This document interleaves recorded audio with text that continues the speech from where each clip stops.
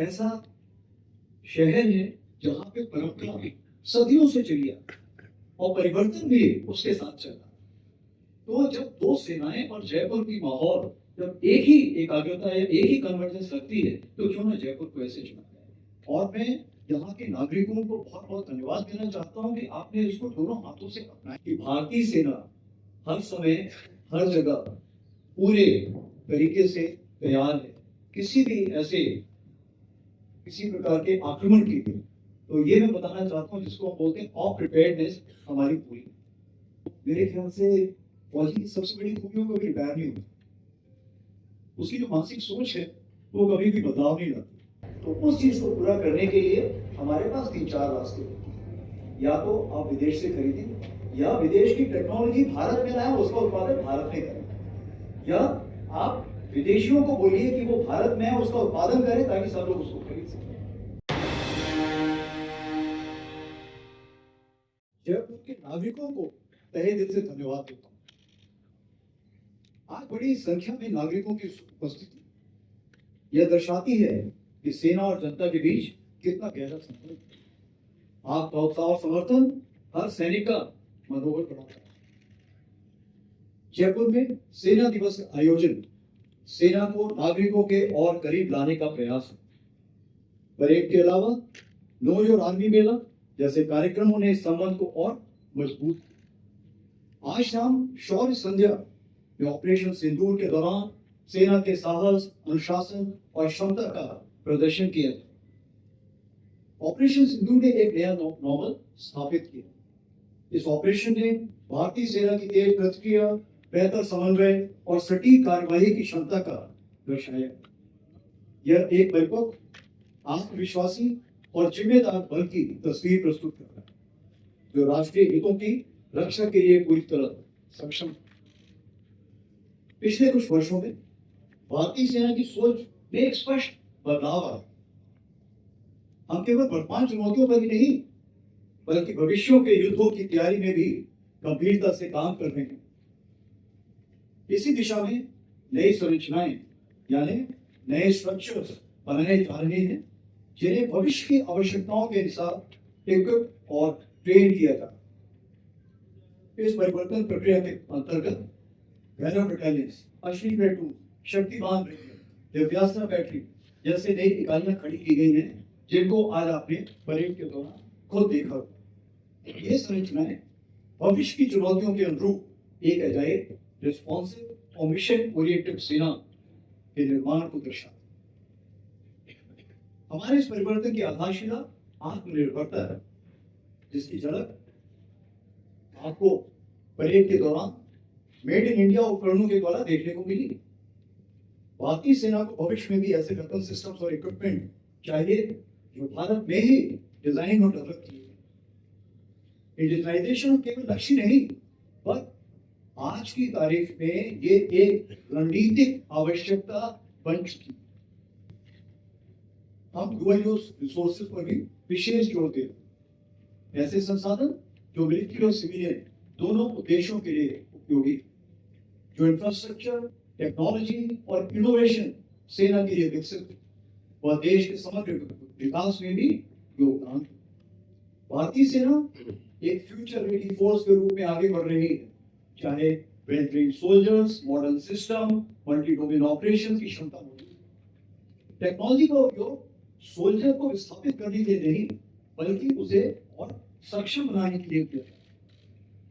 अब तक की प्रगति को आगे बढ़ाते हुए अगले 2 वर्षों को सेना ने एयर्स ऑफ नेटवर्किंग और डेटा सेंट्रिसिटी के रूप में अपनाया है। इससे कनेक्टिविटी, इंफॉर्मेशन फ्लो और डिसीजन मेकिंग और बेहतर। आज की परेड परंपरा और परिवर्तन का सुंदर संगम देखने को मिला। नेपाल आर्मी बैंड ने हमारे प्रगाढ़ संबंधों को दर्शाया जबकि नई इकाइयों की भागीदारी ने सेना की उभरती शक्ति को प्रदर्शित किया। मैं साउथ वेस्टर्न कमांड और सभी परेड में शामिल सैनिकों को आर्मी डे परेड के सफल आयोजन के लिए बधाई देता हूं। अंत में एक बार फिर मैं जयपुर के नागरिकों, राजस्थान सरकार और मीडिया का हार्दिक धन्यवाद करता हूं। आपका विश्वास और समर्थन ही भारतीय सेना की सबसे बड़ी ताकत। धन्यवाद। जय हिंद। जैसे कि आपको पहले बताया, चीफ ऑफ आर्मी स्टाफ साहब अभी 4 से 5 क्वेश्चन लेंगे। शुरू करेंगे हम लोकल मीडिया से। Suparna Roy, time of India, Jaipur.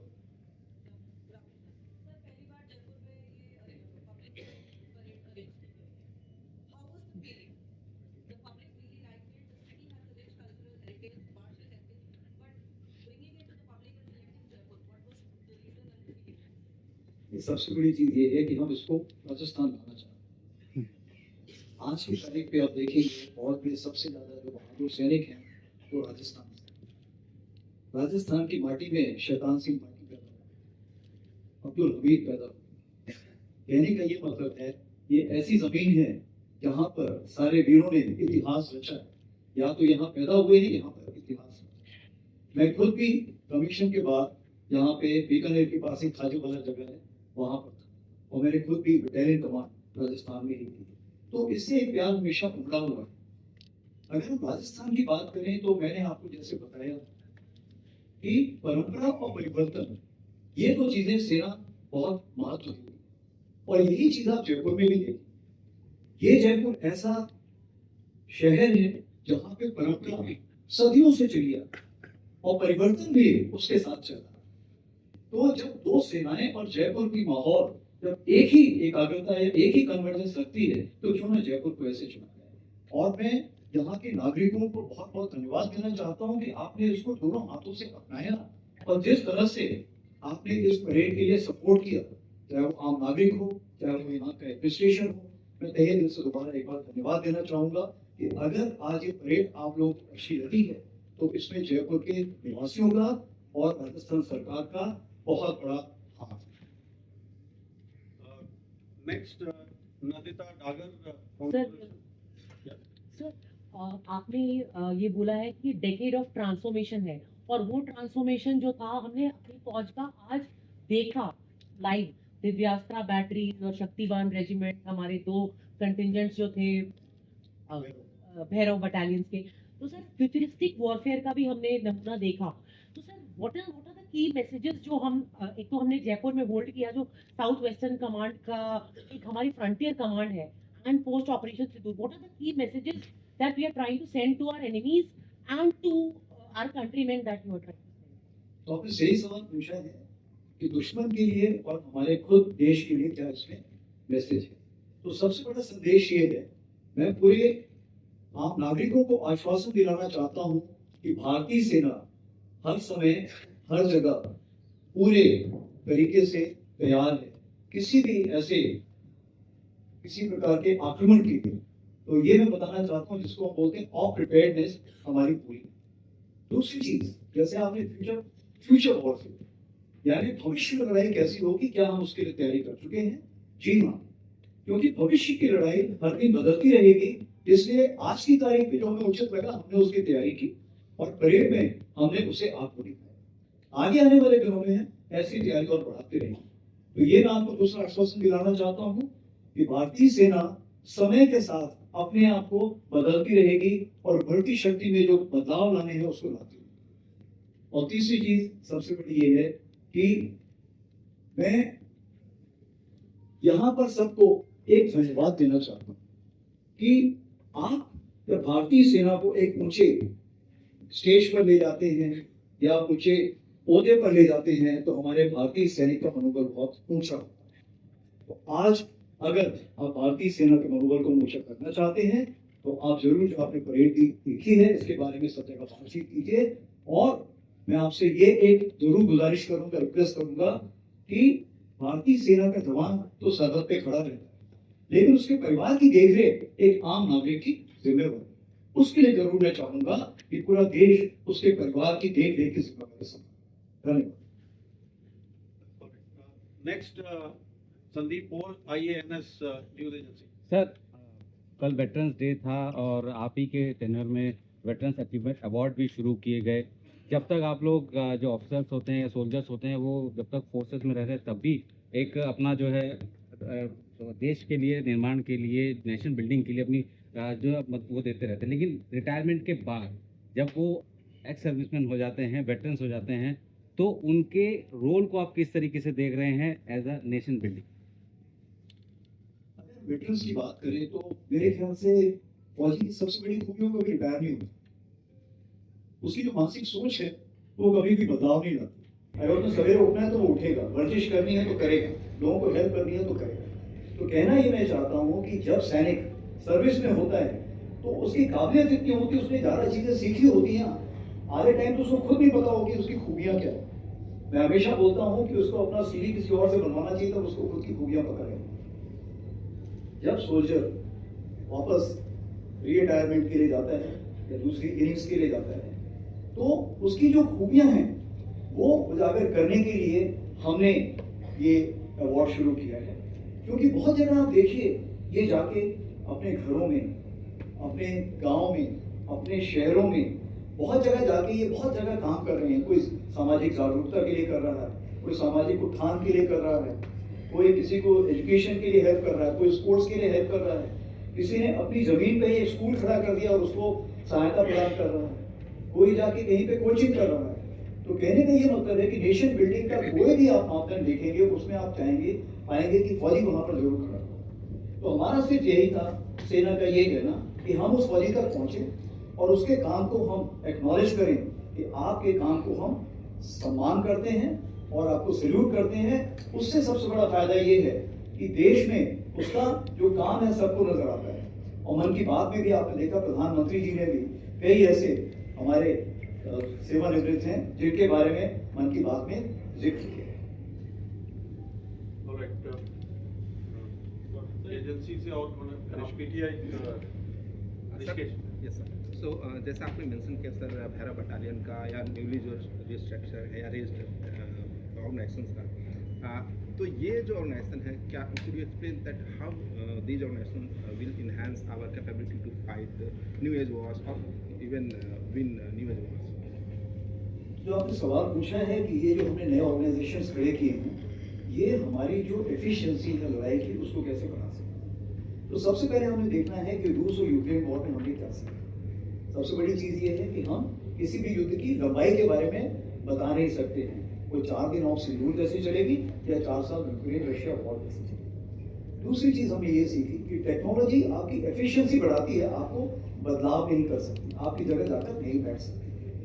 तीसरी चीज हमने ये देखी, जो छोटी टुकड़ियां हैं वो ज्यादा सफल होती हैं बजाय की बड़ी टुकड़ियां। और जब आपने टेक्नोलॉजी का बदलाव लाना है तो जो टुकड़ियां ऑलरेडी बनी हुई हैं उनकी आप देखेंगे बदलाव में थोड़ी जो स्पीड होती है वो कम होती है, लेकिन जो नई टुकड़ियां खड़ी होती हैं उसमें स्पीड बहुत फास्ट होती है, क्योंकि उनका कोई पीछे का ऐसा सोच विचार नहीं होता कि मैंने ऐसे ही करना है। इसी चीज को मद्देनजर रखते हुए जैसे भैरव आए हैं, तो भैरव जो बटालियन रहेगी ये हमारी इन्फेंट्री प्लान में जो घातक होती है या जो स्पेशल फोर्सेज, इसके बीच में बहुत गैप है। इस गैप को कवर करने के लिए हम आए हैं। और जिस तरह से आपने इसका जोश देखा, तो एक 25 बटालियन में खड़ी कर दूं तो मुझे लगता है मुझे इन्फेंट्री बटालियन की जरूरत नहीं पड़ेगी। इस तरह का जोश इन्होंने आपको दिखाया है।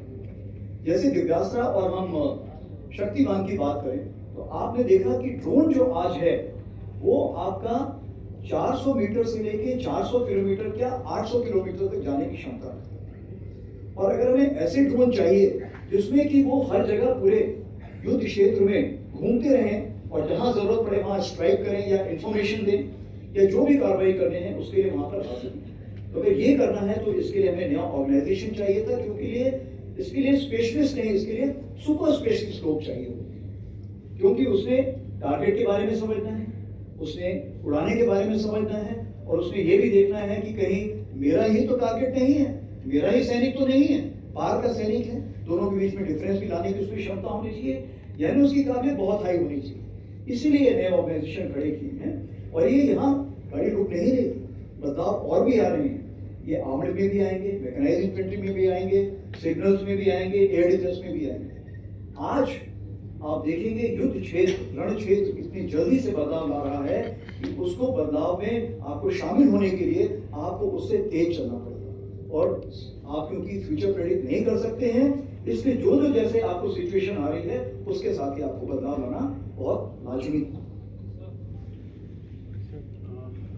लास्ट में एक और एजेंसी से इसलिए पूछ रहे हैं ताकि आप सब लोगों को फीड मिल सके। आयुष है यहाँ पर, हाँ ANI से। सर मेरा सवाल जो है वो स्वदेशी उपकरणों के संदर्भ में है, जो ऑप सिंदूर और आर्मी डे परेड में भी हमने अभी देखे हैं। सर इंडियन आर्मी इसे बैलेंस आउट कैसे करेगी? मॉडर्नाइजेशन भी ज़रूरी है और आत्मनिर्भर भारत भी, इसके बीच में हमने एक समानता कैसे बनाई है? आपका सवाल बहुत ज़रूरी है। सबसे चीज़ मैंने आपको पहले बताई थी कि आज का जो युद्ध है वो 4 दिन चलेगा या 4 साल चलेगा, मैं नहीं बता सकता। ये तो युद्ध क्षेत्र में ही पता लगेगा। इसका मतलब ये है कि अगर आपको लंबी लड़ाई लड़नी है तो आपका साजो सामान देश में ही बनना चाहिए। उसको अगर आपने रिपेयर करना है तो वो भी देश में होना चाहिए। लेकिन आपके पास अगर किसी चीज़ की कमी पेशी है तो उस चीज़ को पूरा करने के लिए हमारे पास 3-4 रास्ते होते हैं। या तो आप विदेश से खरीदें, या विदेश की टेक्नोलॉजी भारत में लाएं, उसका उत्पादन भारत में करें, या आप विदेशियों को बोलिए कि वो भारत में है उसका उत्पादन करें ताकि सब लोग उसको खरीद सकें। तो इस प्रकार के 3-4 ऐसे चैनल्स होते हैं जिसके थ्रू हम आत्मनिर्भरता बढ़ा सकते हैं। लेकिन सबसे बड़ी बात यह है कि रिसर्च एंड डेवलपमेंट, अनुसंधान जो है ये बहुत जरूरी चीज है। जब तक हमारा भारत अनुसंधान की तरफ ध्यान नहीं देगा और सिर्फ टेक्नोलॉजी लाता रहेगा और यहाँ बनाता रहेगा, तब तक हम लंबी लड़ाई लड़ने के काबिल नहीं हैं और तब तक हम पूर्ण रूपेण आत्मनिर्भरता नहीं हासिल कर सकते। इसीलिए रिसर्च एंड डेवलपमेंट बेस बहुत जरूरी है। इसी चीज को मद्देनजर रखते हुए भारतीय सेना ने जो पहल की है वो DRDO के साथ, एकेडमिया के साथ, इंडस्ट्रिया के साथ, पॉलिसी मेकर जो हैं उनके साथ मिलके हम सोच विचार कर रहे हैं कि इसको आगे कैसे ले जाना है। उसी के मद्देनजर आईडेक्स स्कीम, अदिति स्कीम, ऐसे बहुत सारी स्कीम हमने बनाई हुई हैं जिसमें रिसर्च एंड डेवलपमेंट को बढ़ावा देते हैं। और जब वो हमें नए इक्विपमेंट देते हैं तो आज की तारीख पे हम उसे कम से कम 4 से 6 गुना ऑर्डर प्लेस कर सकते हैं। और जो नई हमारी डिफेंस एक्विजिशन प्रोसीजर आ रहा है उसमें ये दुगना बढ़ने जा रहा है। तो मैं आपके माध्यम से पूरी इंडस्ट्रीज को सबको यही बताना चाहता हूँ कि आत्मनिर्भरता के लिए भारतीय सेना पूरी तरह से तैयार है। उसके लिए आप इक्विपमेंट बनाइए, लाइए और लंबी दूरी की जितनी भी लड़ाई होनी है उस सब के लिए हम भारतीय सेना भारत से ही सारा आला खरीदेंगे। सर, ऑपरेशन सिंदूर के बाद पाकिस्तान एक तरह से प्रोपेगेंडा फैला रहा था, क्या उसको काउंटर करना भी इंडियन आर्मी के लिए एक मेजर चैलेंज है? देखिए, डिपेंड करता है। एक विंस्टन चर्चिल जी ने बोला था जो नेगेटिव न्यूज है वो जब तक मैं कपड़े पहनता हूं तब तक वो घूम के वापस मेरे पास आ जाती है। तो कहने का ये मतलब है कि अगर आप सिर्फ नेगेटिव न्यूज देखेंगे तो पॉजिटिव न्यूज छूट जाएगी पीछे। जहां तक पाकिस्तान प्रोपेगेंडा बुला रहा है वो प्रोपेगेंडा जो है उससे 100 गुना हमारा पॉजिटिव प्रोपेगेंडा जा रहा है। और पॉजिटिव प्रोपेगेंडा हम प्रोपेगेंडा नहीं करते। मैंने कल भी इसके बारे में परसों भी बात की थी। हम सिंगल सोर्स ऑफ ट्रुथ रखते हैं। हमारा ADG स्ट्रेटकॉम जिसमें हमारे मेजर शारदा जी हैं वो हमेशा सच बात हमेशा डालता है। आज तक कोई भी गलत बात उसमें नहीं की। तो आपके ऊपर निर्भर करता है कि आप किस न्यूज को देखते हैं। अगर आप ADG स्ट्रेटकॉम की न्यूज को देखेंगे तो आप पाएंगे कि न्यूज हमेशा करेक्ट है। मैं दोबारा उस बात को दोहराना चाहता हूँ कि इंफॉर्मेशन वॉरफेयर में क्रेडिबिलिटी होना जरूरी है, विश्वसनीयता बहुत जरूरी है, कंसिस्टेंसी, समानता बहुत जरूरी है। और तीसरी बात यह है कि सिंगल सोर्स ऑफ ट्रुथ, जैसे मैंने बताया कि ADG स्ट्रेटकॉम है। और चौथी चीज ये कि अगर कहीं पे गैप है तो नेगेटिव न्यूज जो है वो तेज मूव करेगी। और इसी चीज को मद्देनजर रखते हुए हम लोग यकीन करते हैं कि हर दिन हर समय आप तक सारी फौज के बारे में जो भी बातें हैं आप तक पहुंचाएंगे।